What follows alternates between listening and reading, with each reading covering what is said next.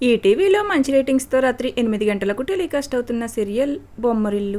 బొమ్మరిల్లు సీరియల్లో ఉషా, కిరణ్, తరుణ్, హారిక ఇలా ప్రతి క్యారెక్టర్కు ఆడియన్స్లో చాలా మంచి గుర్తింపు లభిస్తుంది. ఇక రీసెంట్గా ఈ సీరియల్లో సౌజన్య, నరేష్ ఇలా న్యూ యాక్టర్స్ ఎంట్రీతో సరికొత్త స్టోరీ లైన్తో కొనసాగుతుంది.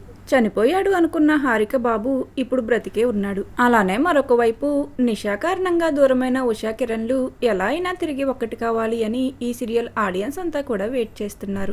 అయితే ఇప్పుడిక తాజాగా ఈ సీరియల్లో తరుణ్ తన బాబు బ్రతికే ఉన్నాడు అనే విషయాన్ని తెలుసుకుంటాడు. ఇక హారిక కొడుకును ప్రభు సునంద కలిసి దూరం చేశారు అనే విషయాన్ని తెలుసుకుని తిరిగి మురారిని మాకే అప్పగించండి అంటూ ప్రభుకి వార్నింగ్ ఇస్తాడు.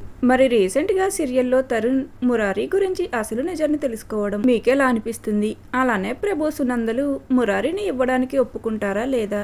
హారిక తన బిడ్డను దక్కించుకోగలుగుతుందా లేదా? ఇలాంటి ఎన్నో ట్విస్టులు రాబోయే ఎపిసోడ్స్లో ఉండనున్నాయి. మరి బొమ్మరిల్లు సీరియల్లో రివీల్ అయిన ఈ ట్విస్ట్ మీకు ఎలా అనిపిస్తుంది? అలానే మురారి తిరిగి హారిక దగ్గరికి వస్తే బాగుంటుందని మీరు అనుకుంటున్నారా లేదా అనేది కామెంట్ సెక్షన్లో